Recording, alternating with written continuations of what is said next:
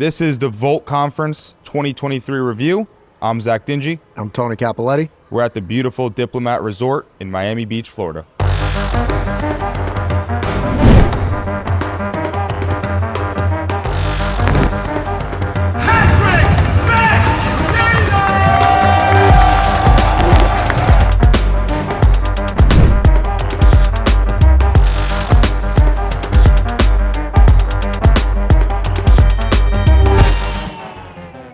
We're going to talk about, is it worth it to come to the Volt in 2024? We came in 2022, which was our first time. We came this year, which we just got done. Which might give you a hint. Correct. And we brought out a lot more people this year, so let's get right into it. Question number one that we're going to answer. What ticket is the most bang for your buck? Oh, my take? Real quick, hold up before you give your take. Last year, I bought the CEO and you bought executive. Yep. This year, I bought executive and you bought executive. Yes. So I'm going to say, and you won't get this answer until you come here, but I think executive is the best bang for your buck. And for one reason, it's the table, baby. You need a table when you're here. This is a fucking hardcore workshop with PBD. He's going to give you a notebook. And if you don't have a table to write on, you're missing out. It's worth the extra, even if it's $1,000. You need to have. Well, listen, for context, you can go general, general platinum, executive, founder, CEO. General's $700, and then CEO is $12,000. So they have platinum too, which is like and there's a platinum in there too. I think it's below general. Yeah, no, platinum's in between general and executive. Oh, okay. But it ranges from $700 to $12,000. Yeah, and CEO and founder come with a bunch of other options. You get a special dinner. You get to start a day early with it's like a mastermind with PBD. And last year with the mastermind, Kiyosaki spoke at it. Yep. Which is pretty cool. But for me, I don't know. I don't need to spend double the money for all of that to get the value. And how much should we pay for the executive ticket? Well, we got a discount through Knoll, but $1,800. Yeah. So roughly $2,000, a little bit less than $2,000, and you get everything. You get great seating, you get a table to sit at, you get to mingle with the right people. You're up in the front next to the CEOs, the founders. The only thing you don't get is the mastermind the day before. So you get here a day early and you have a 3-hour mastermind with the other CEOs and founders, and it's like 300 people. So it's kind of a little bit more exclusive. And then you get a party at PBD's house, which was last night. And they were there until 2 a.m. Now, you went to the one last year. Yes. So let's compare it a little bit. Worth it? I spent $10,000 last year, and I spent $2,000 this year. So 5 times the amount of money. Yeah. Was it worth it? 110%. Yeah. The people you meet, the reason why this year I can argue is better is because last year was so good and I met the right people. So when I came back, I already had those connections, those people, and I already had experienced the previous event, so I knew what I wanted to do and really what I wanted to accomplish. But the CEO this year was crazy. Going to Patrick Bet-David's house and hanging out there and meeting all the people and seeing his artwork and meeting Chaz Palminteri, Kevin Connolly, Matt Sapala, John Mason. I mean, there's another 30 names I don't want to forget, but the CEO experience is for somebody who's making serious money, because if not, you shouldn't spend $10,000 because you're getting all the same value of information. The CEO experience is for the networking and the higher amount of just meeting high-level people. While I do think that this is appropriate for everyone, any entrepreneur at any level, I would not recommend getting the CEO ticket unless you're doing big business. Correct. Not yet. Yeah. You're going to be a fly on the wall in Patrick Bet-David's house, and do not go on the second floor. This year was roughly 3,000 people. And last year was just me, Tony, and Bryce. And this year we brought out 3 or 4 different of our sales reps, 3 or 4 managers as well on our team. We brought out a total of 10 people, plus some wives and fiancés came, a baby came this year. It was awesome. I brought Michaela and Gigi, and they were just on vacation. This place is a vacation spot. We're here doing a hardcore conference. And, you know, if I could turn the camera around right now, I'm looking at the beach and chairs by the pool. This is a resort for real, which is very tempting when you're working your ass off and you just see people sitting at the bar sipping martinis I just want to join them. All right. So next question: who will get the most out of this? And I think the simple answer is anybody and anybody. Anybody who's an entrepreneur. Yeah. Listen, if you're flipping burgers at Burger King, don't bother. But maybe you do need this. So if you're at all levels, year one, or you've been in business for 15 years, you're making 100,000 or you're making 10 million, you can get something out of everything they say, because there the people they're speaking to in the workbook that you're going through is for everybody at different levels of business. And you learn, or even in life. The first quote they use is, "A man never walks in the same river twice, because he is not the same man, and that river is not the same river." Yeah. So it's the same. Like last year, we're going to talk about it in a little bit, but our experience compared to last year and this year and who we are is totally different. So any level, CEO, sales leader, entrepreneur, founder, any kind of executive in a business, I think it's 1,000% worth it. The only people I don't think it's worth it is a regular sales rep. I don't know if you really get that, or I shouldn't say you don't get value, but a lot of it goes over your head. A lot of it is I think it's valuable for everyone. Because a regular sales rep is going to come here and really see what the organization is about. He's going to learn the real structure and, how the systems work. And he'll understand his role better.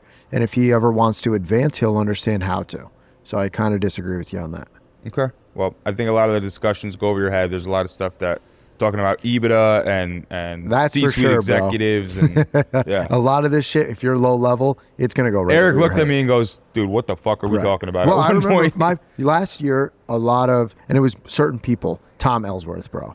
Yeah. You are not listening to that man speak and understanding him unless you are conducting business at a high level. Like, you just will not get it, or at an intricate level at least. It doesn't even have to be high level, but it has to be, you have to know business to understand that man talk. It's like listening to someone speak in hieroglyphics. Question number 3. Hieroglyphics. Question number Can't 3. Even speak hieroglyphics. What is the experience like? To start from the top, soon as you get here, the fucking resort is beautiful. There's Lambos Huge out front, Ferraris. Right out front, yeah. The Rolls Royces out front. And you just walk in, and just as soon as you walk in, there's the bar. It's open, big open all the way out into the beach. So you just get that kind of like, oh shit, this is a event right away. But then the actual event itself. So they play music. There's a little rah-rah going on, which is obviously needed. But overall, the experience is all strategic. Like, I get bored of the rah-rah motivational conferences, because after time, 2, 3, 4 hours, you just are worn out. Like, okay, I get it. I'm motivated. I'm inspired. This is so strategic, and I'm working through my processes of my business, and he's making you think. He's bringing over case studies. He's making you talk to people. Every session, when they start, they're calling on names, and he's getting people up and speaking. And like, it's just so engaging. There's no dull moment, and it's not the same experience as any other conference I've been to. No, it is very demanding though too. Correct. You will be tired, and at the same time, you'll have this fire in you. So you wake up, 7 o'clock, get ready as quick as you can. You get there at 8, doors open 8:30. You walk in, it's go time. We're working. We're going through the notebook, doing case studies. He's got these huge screens so everybody can see him perfectly. He's on stage the whole time. The most articulate person I've ever met. We're going to talk about that in a little bit. All right, so I won't start there. Yeah. But, you're sitting at your table and you're working through it, and then 8 hours goes by in 5 minutes, but it feels like it was 2 days. Yo, well, right? Bro, it was more than 8 hours. The first day was 8:30 to 9 p.m. Yeah, so it was what was it? 8:30 a.m. to 9 p.m. Yeah. That's when they let you out. 12 and a half hours. Also crazy, for some fucking reason, getting up and going to the bathroom is frowned upon. Is illegal. I get it. We have 3,000 people here, and it's very distracting when everyone's getting up and going constantly. But Jesus Christ, I'm dehydrated as fuck. I haven't had water in a week. You literally, if you come here, you need to drink water the week before, and then understand when you get here, you're not allowed to drink water. Don't drink water in the morning. They don't let you pee. Until the breaks. It's understandable. The experience overall is absolutely fantastic. Everyone you meet, the people you meet, the quality of the people you meet, there's no fake business being done. There's no people just trying to sell you things. These people are authentic. You're in the room with people making $100 million a year, and you talk to them once. The next day they see you, they remember you again. It's just very, very real experience is the best word for me to put it. It's just real. There's really There's good no culture bullshit. too. It's really, really good culture here. No one's an asshole. It's like, festival vibes when you go to a festival and everyone's best friends. Yeah. Everyone's talking to one another. It's really good for networking. All right, my 2 gripes. Number 1, you can't pee, which we already talked about, and it's brutal sometimes. And number 2 is the food, the dinner situation, the lunch situation. Oh, God. It is. Listen, you got 3,000 people here. They accommodate lunch the first day or both days for CEOs, executives, and founders. But the dinner, we have a break again. The first day was, I think, 4:30, and you got to be back by 6. So you have an hour and a half break. And you have 3,000 people going down one escalator to go to the front where everyone's trying to get their car out of valet and everyone's trying to find a restaurant to eat at. And you have to find a restaurant, eat, and be back in an hour, somehow take a piss. God forbid you got to take a shit. It's very demanding. Yeah. You need to be running the whole time. Yeah, it's like the break isn't a break. The break is like you have 17 things to do and you have an hour and a half and they need to be done now. Yeah. And then you're back and then you're right back into it again. So I hate it and love it though because we get to spend so much time. We get so much done in a day. I just wish there was a little bit of better accommodation for dinner and for food. Like there's 3 restaurants in the hotel and they all have reservations. You can't touch them. Yeah. The lines are out the door. Yeah. So I just wish there was a little bit easier way to get the food situation, which it is. It is like a concert. Yeah. It's like you got to go pee. It's a whole thing. When you got to grab food, it's a whole thing. It's never ending. Not for Mike Tyson. Yeah. He don't give a fuck. Question number 4, last year compared to this year. What is our experience like? What were the differences, pros and cons? I'll start with mine. Last year, I bought CEO. This year, I bought executive. It was a totally different experience for me. But if I had to compare, this year, we brought out 10 of our guys. So it was so much better this year because all my people are here and we're talking, we're conversating, we're working through our problems in our business and we're planning things all together. And it was just a much better experience when everyone is here with you. I even brought my father out. So like just everyone being here made it that much better for me. And that was the biggest part.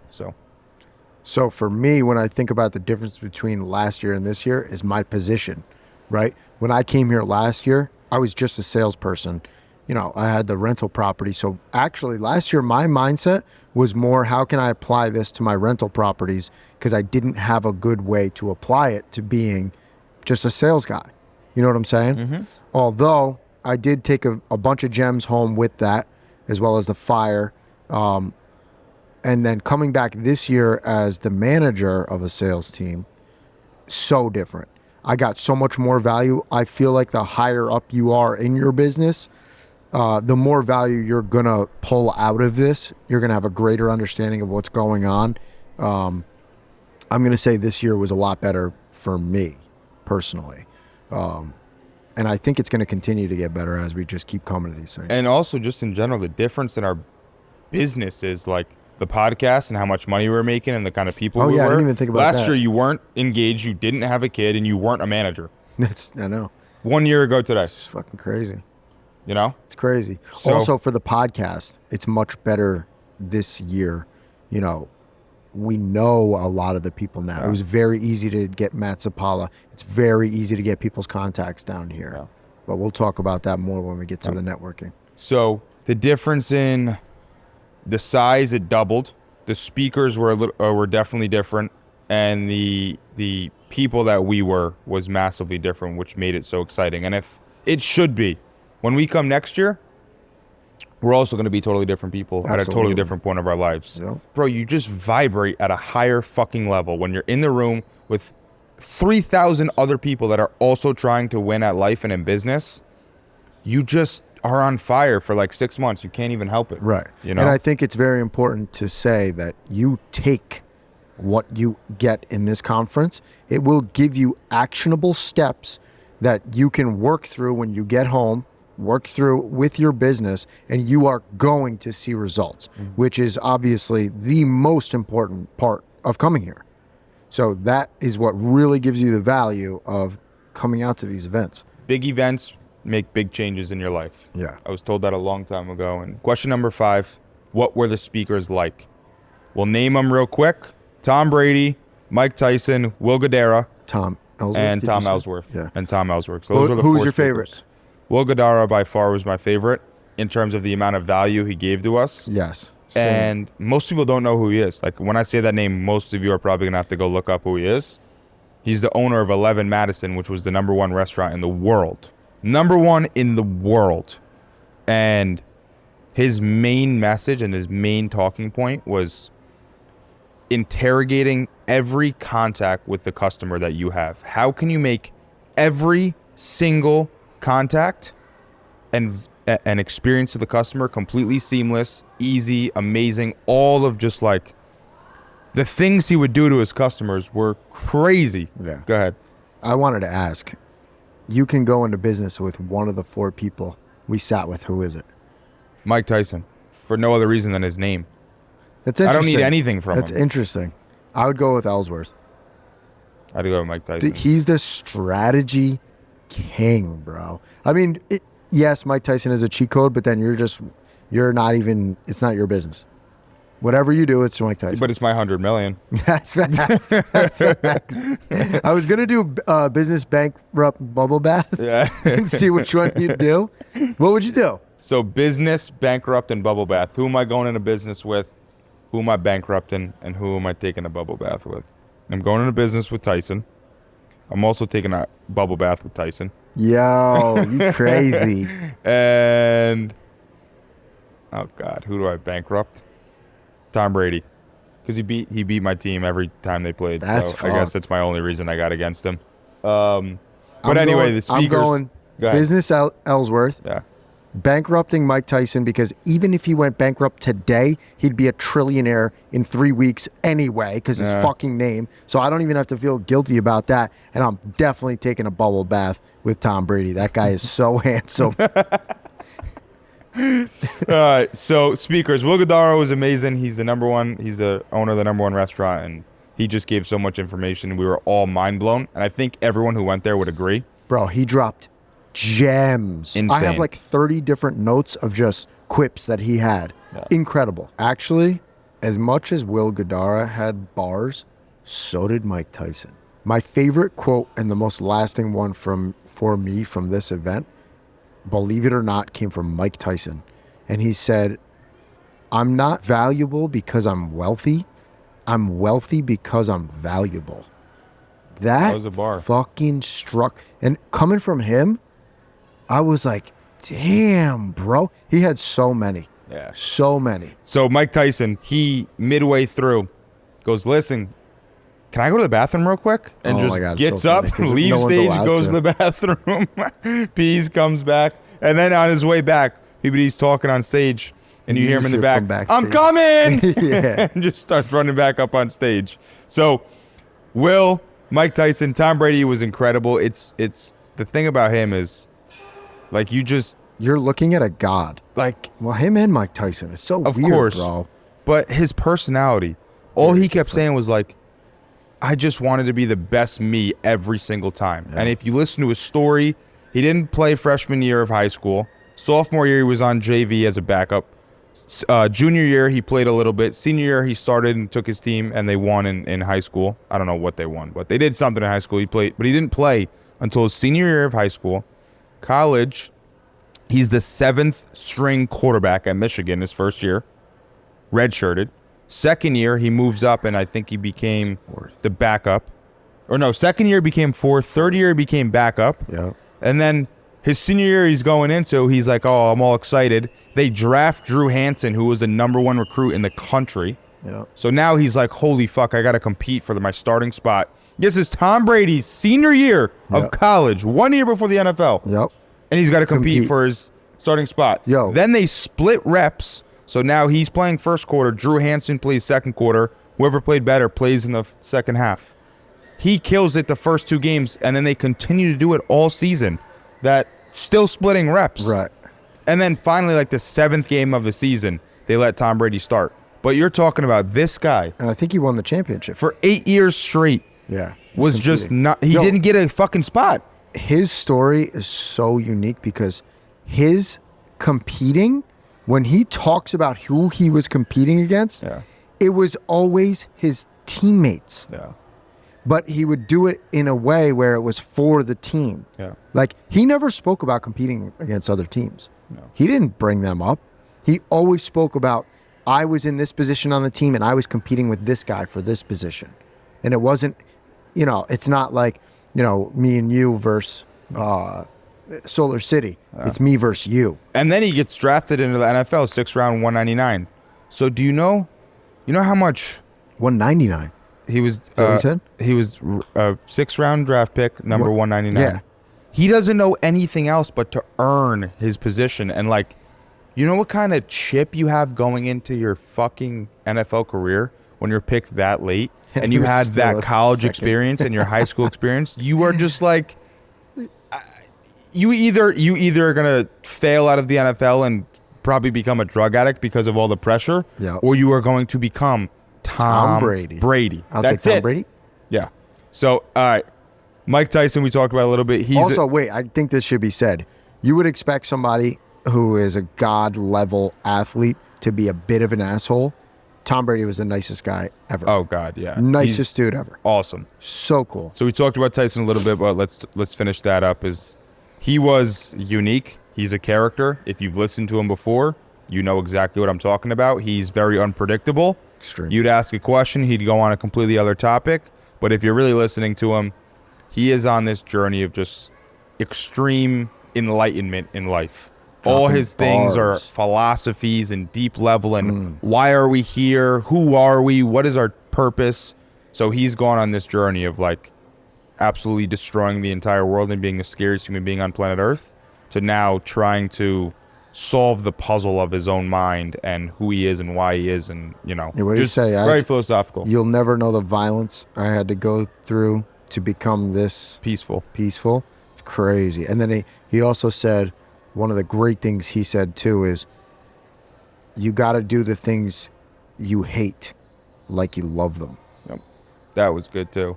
And then he said one other sick bar. He said, the truth will set you free, but it's going to make you miserable first. Tom Ellsworth. Very simple and quick. Tom Ellsworth is an absolute savant when it comes to business. The guy knows everything about everything. He's the most analytical thing, and you might not know this, but I do. His father, you ever heard the saying, what are you, son of a rocket scientist? His father's a rocket scientist. But that's crazy. I mean, it makes sense. Yeah.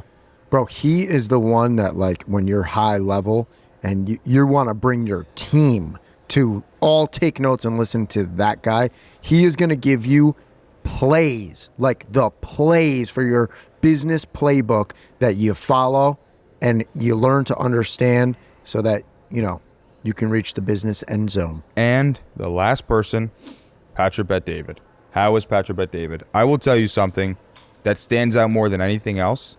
He can have a conversation with Tony 6 months ago, get on stage, see your face, and go, your kid's Gianna, your wife is Michaela. Unreal. You run a solar business. Unreal. Like, he remembers. Bro, his fucking everything. Head is a vault of information. It doesn't slip. It's crazy. You know what impresses me? That matched with his stamina. Mm-hmm. He was high energy, brilliant, intricate in his thought processes the whole time. I'm getting tired and I'm sitting there in my chair. He's up there speaking for 10 hours a day, and he looks and moves just as good as he did at the beginning of the day as he does at the end. Outlast, out-strategize, Outwork, and there's one more. Outperform. No. I don't know. He is just incredible. He's the best communicator. He's so authentic, and I think when people hear the word authentic, they're like, "Oh, he's humble and he puts himself down on this pedestal." No, he knows who he is, but he's just true to himself. He doesn't let other people push him around. If he asked for you to tell me about your biggest struggles, and you come up to the mic and you start to ask him you start to tell him about you something do anything yesterday, other than what he brought you up to speak he for, shuts you down. He would literally go, that's not what I asked you to speak about. Okay, next. Who's next? Well, you got something over there? He's just so fucking real and raw with people, and you just have to respect it. You have to respect it. I love it. So I don't know if there's a better mentor, person to learn from than Patrick Bet-David. Yeah, somebody said that. They said he's Andy the best Elliott did. teacher in the world. Oh, yeah. It was Andy Elliott. Got on stage. He's been through everything. He teaches through all experience. It's none of it is theory. All of it is true experience that he has. And it was really cool when Andy Elliott came up. Yeah, that's another thing. You never know what you're going to see here. Yeah. Andy Elliott pops on stage and just starts going on this rant and gives Patrick Bet-David a Belova watch. No, it was a Hublot Big Bang. Oh yeah, what did I say? Belova? What is it? That's what I got. Brand? Well, not this shitty brand. But it's a Rolex. It was a Hublot. What was it called? Big Bang. Hublot Big Bang. Just hands him a watch to like thank him.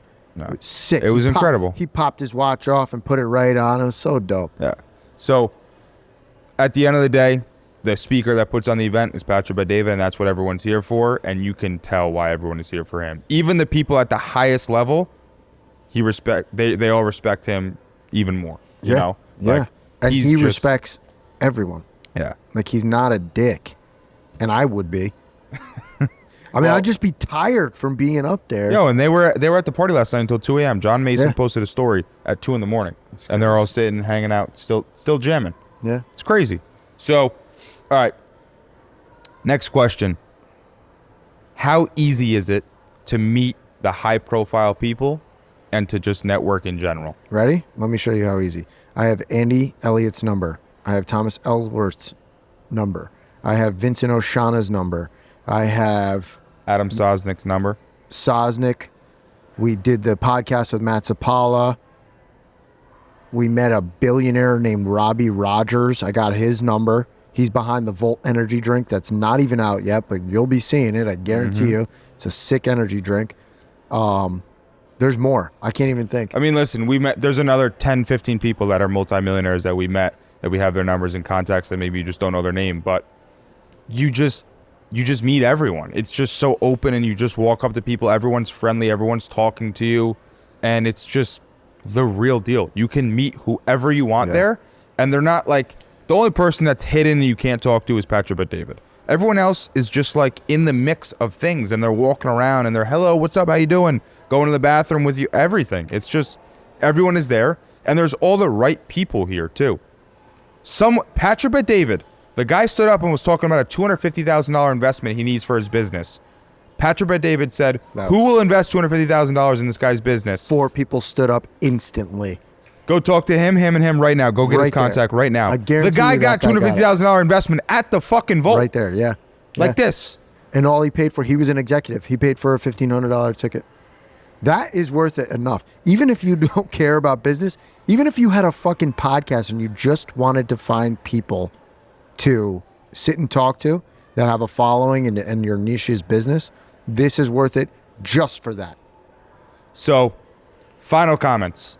Should you come to the Vault? What do you think? 1,017%. And 17. 17. Well, I like that. Yes, absolutely. I think you're an idiot if you're in business and you're an entrepreneur and you're not doing things like this to make yourself better. You're out of your mind. The quote that I always think about is what got you here won't get you there. And you need to be doing things to put yourself in a different mindset and see from other point of views, and obviously just do the training and learn how business works. And if you're not going to things like this, you're missing the point of being an entrepreneur. I think. Pushes you to the next level. It gets you into the next room. You meet with all the right people. You make all the right connections.